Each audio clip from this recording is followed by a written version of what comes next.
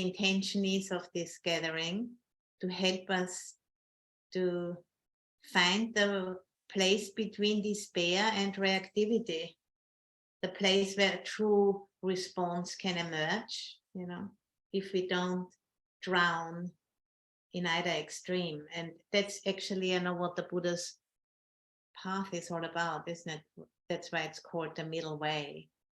It's pretty easy, you know, to understand, but it's not easy to practice in that way and be in a turmoil and all of what gets triggered, you know. And last Wednesday, when we have been doing a practice together, which is called collective witnessing, and you know, we're paying attention and turning towards, opening towards what had just started in the Middle East, and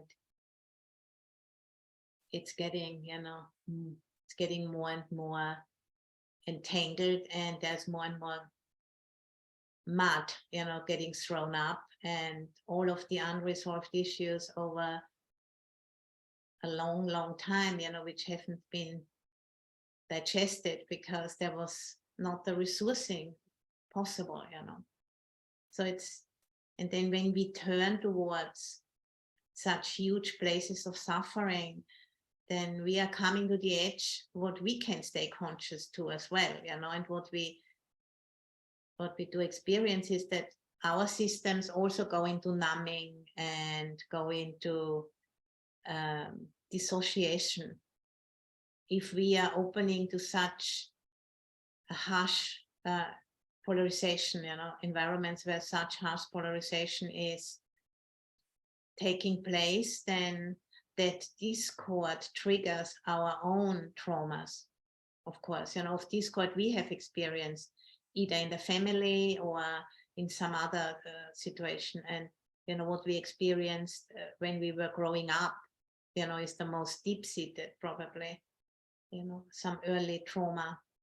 And then our system also responds with dissociation and numbing. And I think this is exactly where we need to start, you know, to try to stay conscious to that natural response of numbing and dissociation, and not label it as a dysfunction, but actually as a protective function, you know, which was the only thing we could do at that time, because we were either very young or very unresourced or both. And dissociating or numbing was the right thing to do because nothing else was possible then. So I think, you know, our practice has to focus on that first, you know, if we open up to such big issues as what's going on in the Middle East right now. And, you know, this numbness and dissociation is experienced as a disconnection or a lack of continuity. And then we are not really here any longer. We just, you know, kind of pull away and experience like a sense of fragmentation and like kind of being quite ungrounded, you know, and feeling like there is like an invisible wall between me and maybe what I'm reading about or what I see in the news. Or sometimes it can also be experienced, you know, in inside of the family or with some very close people we are having, you know, a real life relationship with. And then we kind of feel like we are outside of this, but not in a way as an observer, but more as, you know, feeling, you know, not quite in contact. And that's something, you know, we can become conscious of. To just be conscious of the numbness and be conscious of that sense of fragmentation, that in itself is also a practice. You know, if that's what's happening, then this is what we need to be aware of. This is what we need to try to get close to and understand, in the true sense of the word, to really stand under it. That's the first noble truth, is to really know what is happening without judgment. That is just a valid experience like anything else, experiencing anger, experiencing greed, experiencing numbness, experiencing joy, whatever it is. It's just another experience, and it's as valid as any other experience. And I think that's something which needs to be pointed out, at least I needed to have it pointed out, because I didn't see it as that, I saw it more like as a mistake which I was doing, because I couldn't handle it or something like that. And now, I understand it as an intelligent response of my system when there is overwhelm, to protect itself from completely being overwhelmed and fragmenting. And now I just said, okay, this is just, an evolutionary function, which has helped us, to stay alive. But then, we need to stop and slow down and take an interest what has been dissociated from, and take the time, to digest it and find the support to be able to digest it. And I think a group like ours, is a group where we can together acknowledge it, that when we are seeing some of those images, some early unresolved trauma packets in our own psyches and bodies, get triggered, and then we feel like we pull away. And then we can see that, in our whole society, we can see that, why do people, hear about the climate crisis, and they just say, okay, yeah, and just like, let's have a cup of tea now, and being neither kind of distressed nor really interested. This is because the numbing has set in, and it's not a surprise, because the whole climate crisis is considered to be such a huge, it's even a huger subject in one way than what's going on in the Middle East right now, because nobody is exempt. And that's called like what's called a hyper object which everybody is involved in. We are also involved in, we driving cars, I'm using a computer right now. We couldn't even connect without being part of the system. And this is why it is so difficult to relate to it. And this is why, numbing is a natural response, but we can become aware of it. And then we just need to start where we are, if we are doing, that's what's happening, then let's start there. Let's just start there and know that it couldn't be otherwise. As long as we haven't really worked out most of our trauma, that's how we're going to respond. But as soon as we are starting, to become conscious of it, we can free up that energy, which is caught in those patterns. We can slowly but surely, free it up through grounding ourselves, and then, embracing what's happening in the moment, and slowly but surely, digest it. And I think doing that together is so much easier,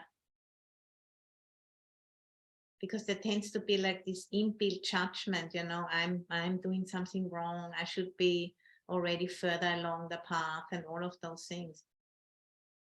But then, if we see and hear that everybody is struggling with that, we understand, no, that's just part and parcel why we got to that point, of having so much unresolved stuff under the surface, and then it explodes out here and there when causes and conditions come together.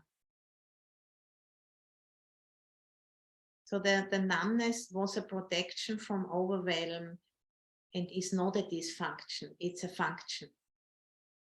and we can take an interest in that function. And that's what we are doing here.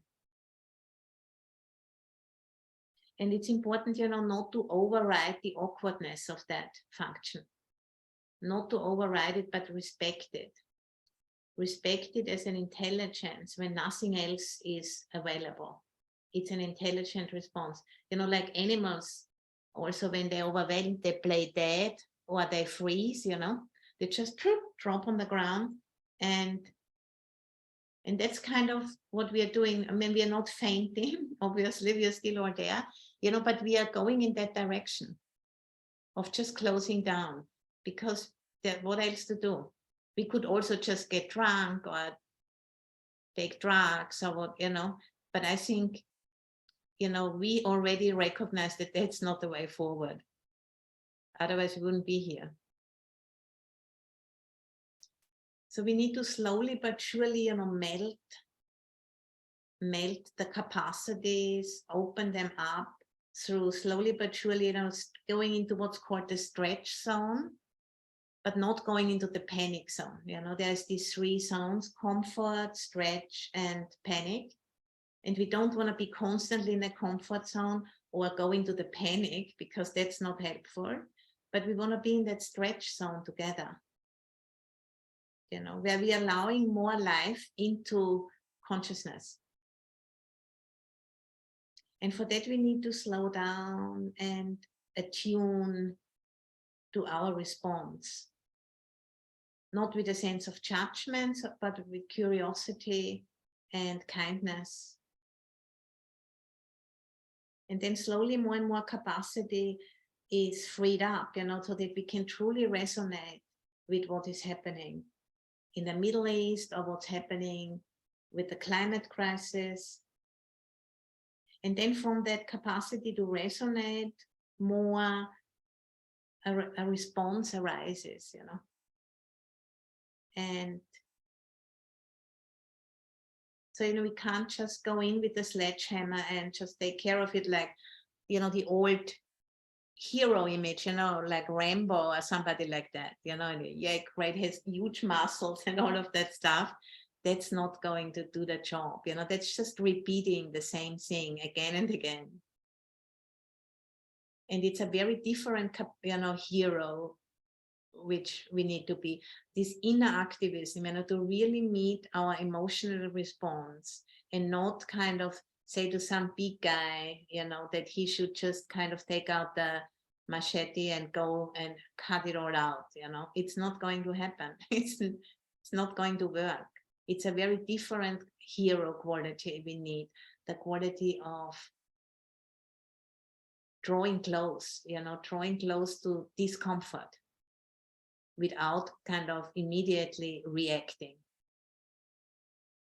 but cultivating responsefulness or responsibility, the ability to respond by not being afraid of emotions. You know, that's not very Rambo-like, I suppose, you know, and it's like a new way of attuning and a willingness, you know, to be in the mess together. And that's, you know, why I'd like to have this meeting with all of us together, because being in the mess alone is really very scary, you know, but being in the mess together and seeing everybody, you know, contributing by just taking the pains, you know, of sitting in it, not collapsing, but just, you know, snail tempo, going forward together. I think that's it, you know, the earthworm practice, that's how it's called actually, because that's what it is, you know. It's not a very glorious image of an earthworm, you know, but it's a very thorough and a very humble and surrendering process. And I brought a quote from the Tao Te Ching, which I really love, and I might have shared it already, but I share it again. Do you have the patience to wait till your mud settles and the water is clear, can you remain unmoving till the right action arises by itself? And that doesn't mean, not doing anything, but the outer activism is based on an inner activism, on this, deep understanding that if we're just gonna hack away at the symptoms, we're just gonna repeat the same thing over and over again. And how long will it take? I don't know. I mean, nobody knows how long it's going to take, but eventually it will become clear what the next step is. Because we don't want to repeat, this trauma repetition compulsion. This is exactly what we need to go underneath that, and that we can only do together, because it's a whole civilization, which is based on that hacking at the symptoms, hacking at the symptoms,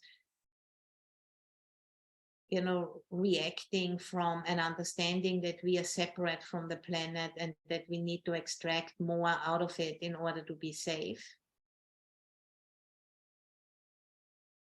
And that there isn't enough for everyone, and that we can see what's happening in the Middle East. That's the same mindset. And the repetition compulsion of that what has been done, to one group in the past is now inflicted upon another group in the present. And it's very tragic to see that,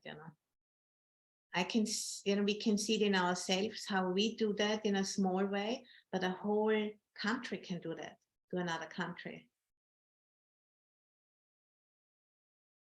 And I think, if that is more fully understood, it can help us to be more capable to find wise and compassionate responses, which are opening up a new narrative for us, from which we can respond rather than react.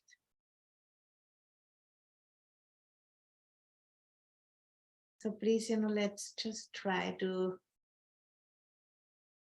drop into the body.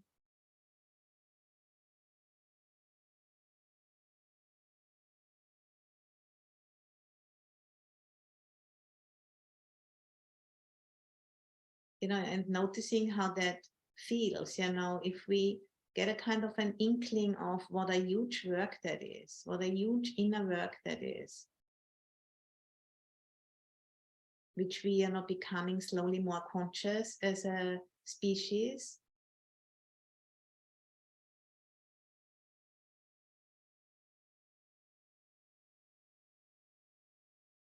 Where we can see what's going on in the Middle East. I mean, it has been going on since thousands of years, with sword and fire, trying to destroy the enemy.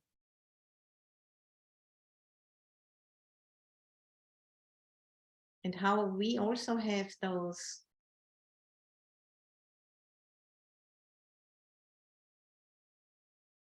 energies in our own systems,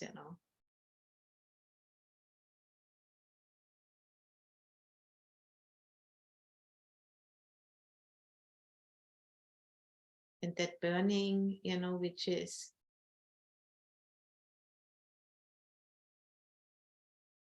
very uncomfortable to contain and to hold, which is so, is such a knee-jerk reaction to just project it out and act out from that rage or despair or whatever it is, and just getting rid of that energy by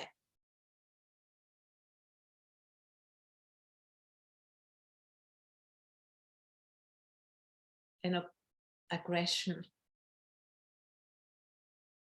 either aggression towards others or aggression towards ourselves, depending on where we are at. And there's a middle way, there is The middle way is to just experience the burning in the body, probably somewhere in the solar plexus.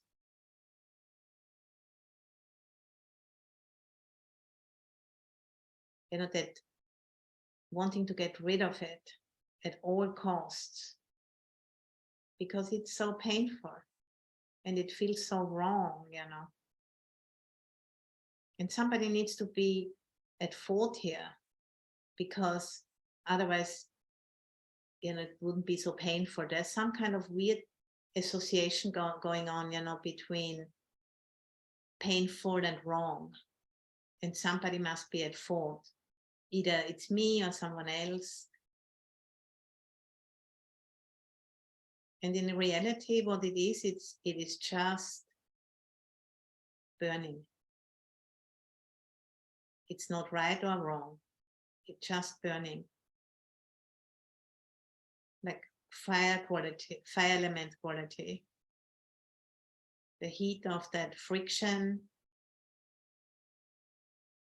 And it's not wrong, we need fire.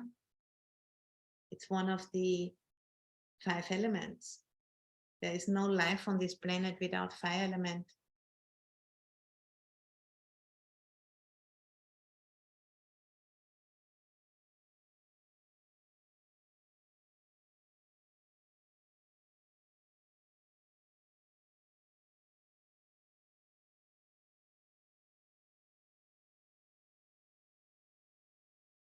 So, just bringing the whole situation down to its very basic ingredients.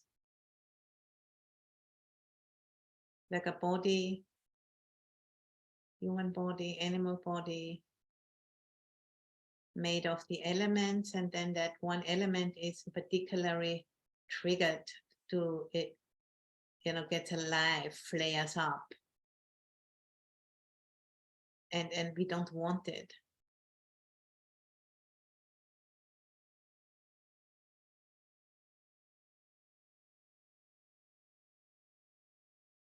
And we think it's wrong, it should go away. And somebody must be at fault.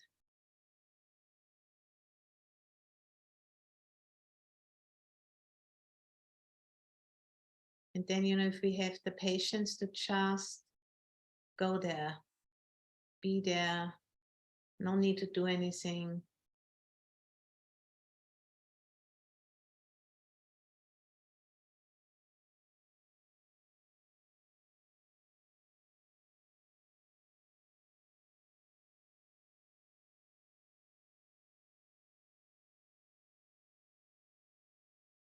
Maybe some images come up, from what you saw in the media.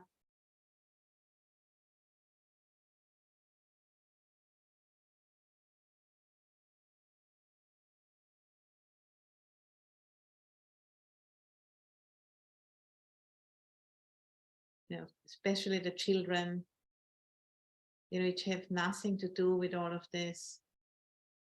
The absolute foolishness and craziness, of involving all of those children in this nonsensical fighting, which just boils down to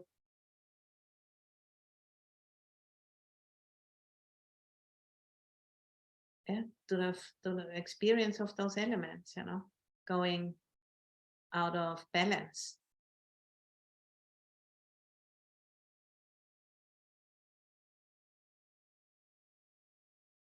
And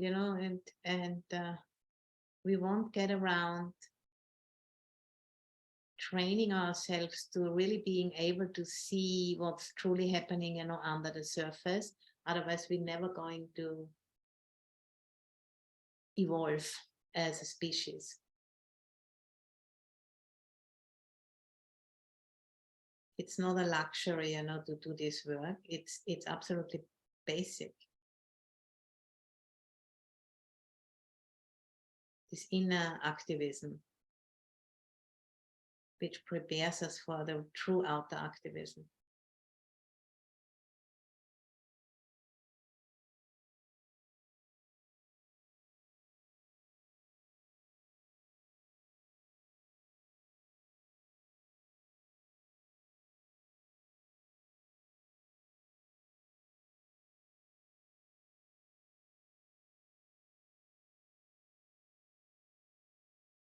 So, we are building this capacity to connect with our experience. And through that, experiencing it in ourselves, wisdom and compassion are the result of that. Personal experience understood is wisdom and compassion, because we know how hard it is. We are sitting in a relative supported conditions, in our living rooms, however we are sitting. Imagine you being forced to, with hundreds of thousands of other people, march away from your homes, not knowing where you're going, carrying what you can, carrying your children and sick people and old people. It's just absolute chaos. And how difficult it is to stay conscious to what we are able to stay conscious to in this moment.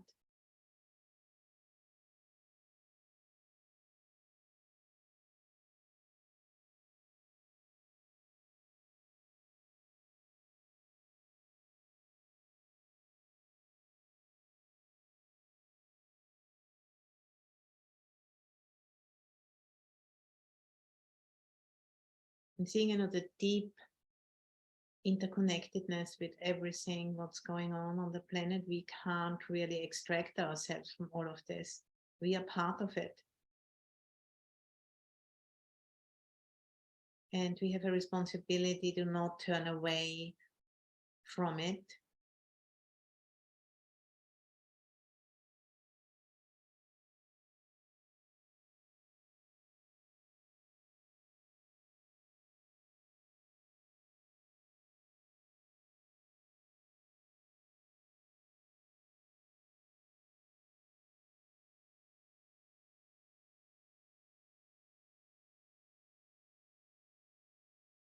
And really sensing the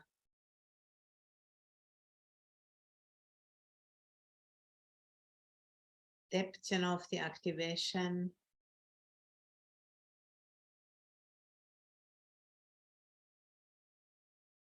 Because we are also part of the human family. Of course, we are impacted. We can't, if we are separating ourselves from it, we are shutting down, numbing. If that's the only response we can do, then that is it. That is okay too.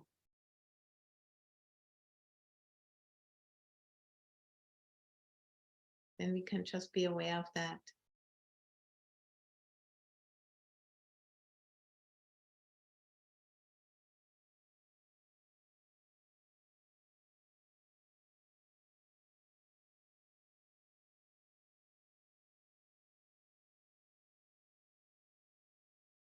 Taking an interest.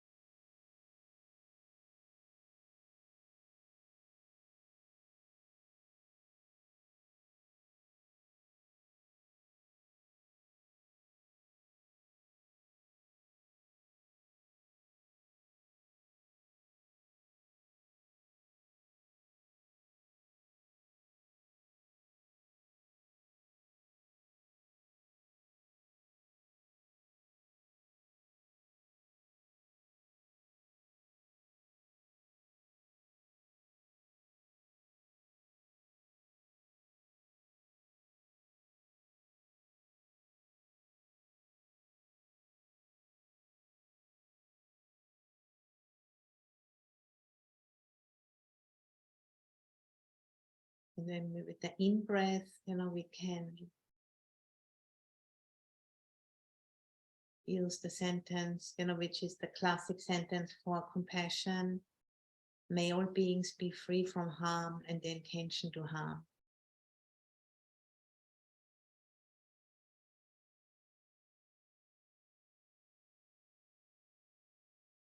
the out breath, relaxing into the spaciousness.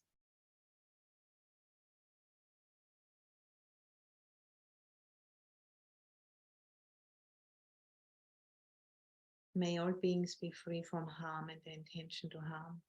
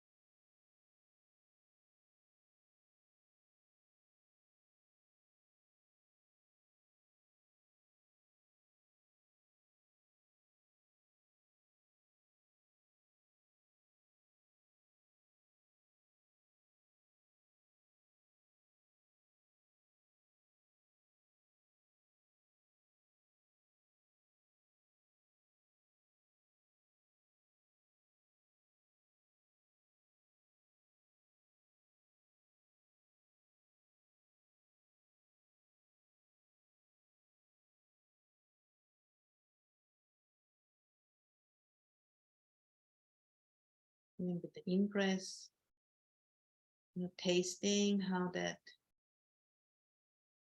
feels when the heart is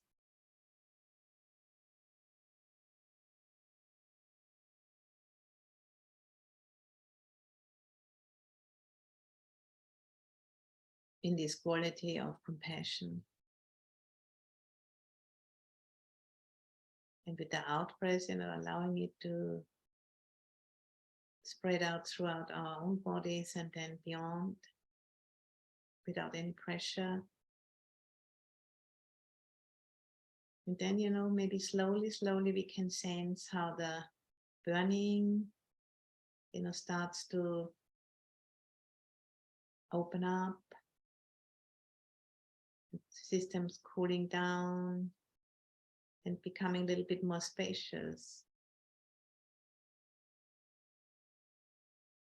When it's ready, not because we are shutting down on it, but because we are allowing it to be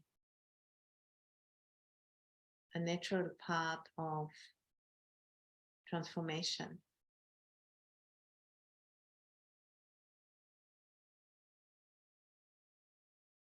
Like a compost heap, there's a time when it's really hot, can get very hot in such a heap. And it's the part of the process of composting of the old stuff. Even pieces of wood and everything is in there, needs to go through that process. That's the way how nature works. We are not exempt from that.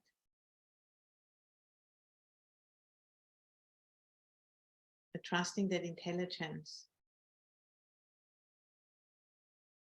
not trusting our need for comfort.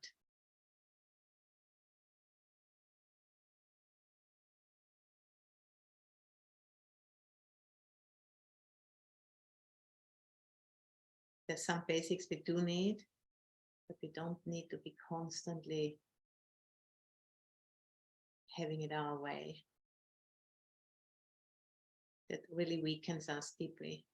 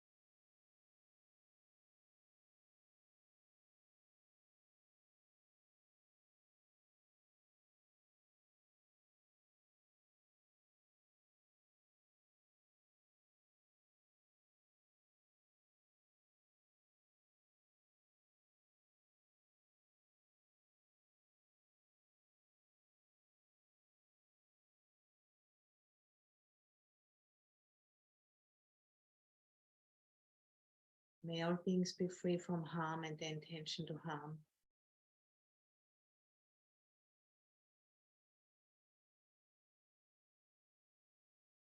And allowing the compassion to radiate from the heart, throughout our own bodies and then beyond, all around, above and below,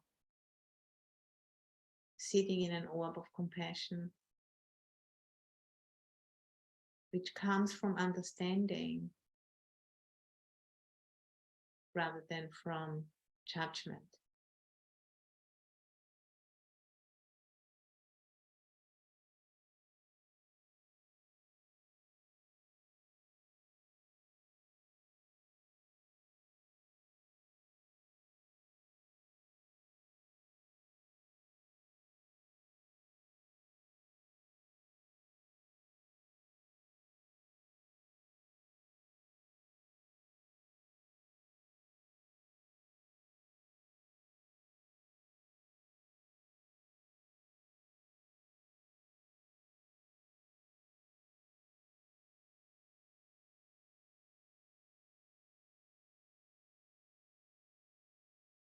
May all beings be free from harm and the intention to harm.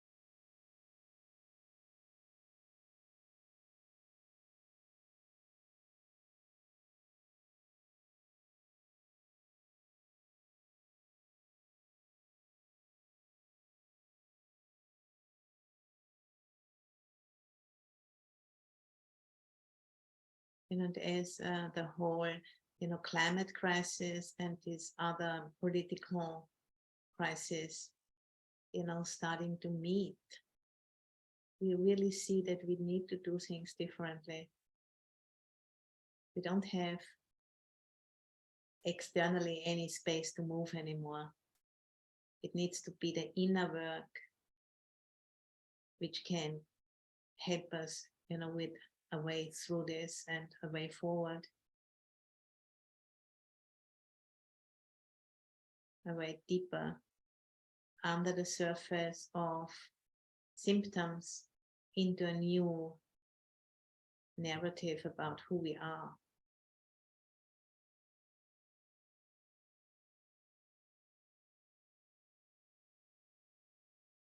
Because there's no way to go. Fantasizing about going to Mars is ridiculous. And we need to live here. Our bodies are made of the same elements as the planet. They are the planet. This is the work. This is why the Buddha was touching the earth, in the night of his awakening. He had done his work.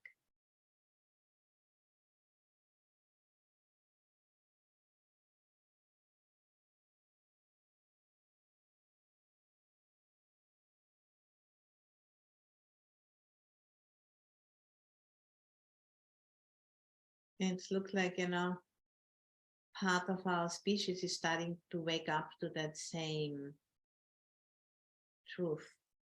It needs to happen here, within the limitations of where we are right now. By going deeper,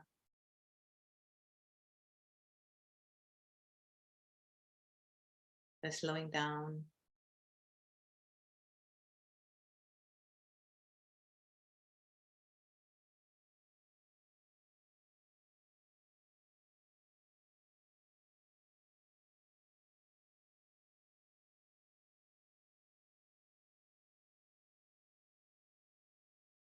by taking an interest in what comes to us through the cracks of the old narrative breaking up.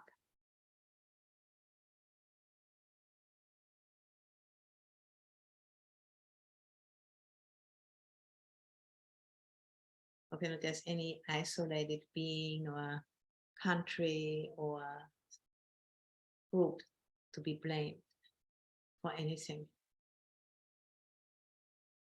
It's always a whole network.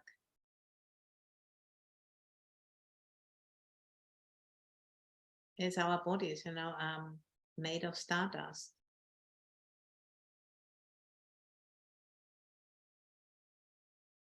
It's all deeply interconnected.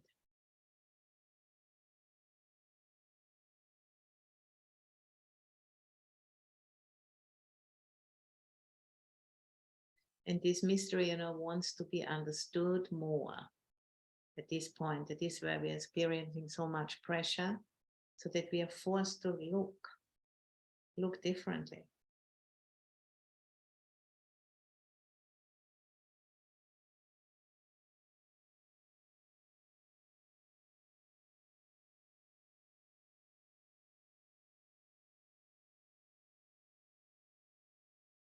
Because there's no more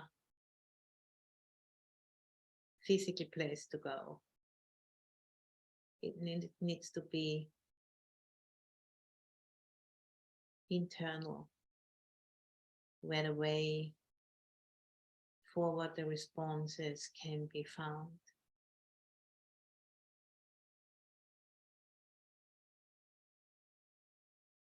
And then from that place, we can experience the capacity to respond, responsibility.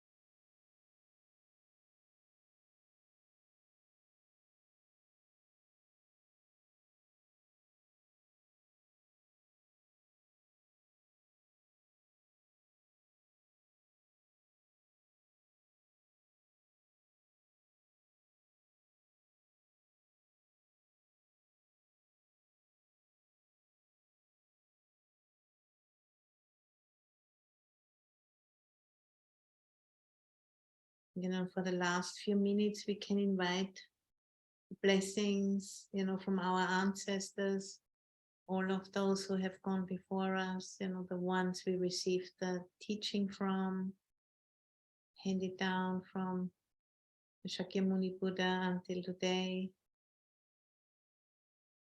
and our family ancestors,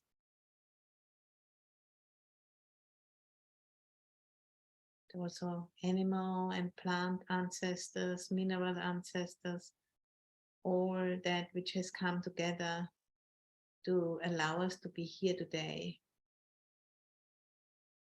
And to have these bodies, these biocomputers, which have been developed over 4 billion years. We can use them. We can help to develop them further and pass them on to the next generations.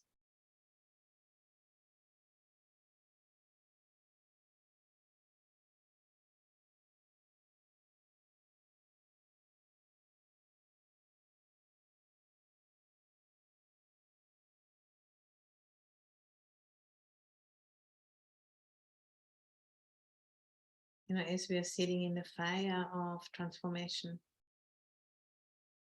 for our own benefit and for the benefit of all sentient beings.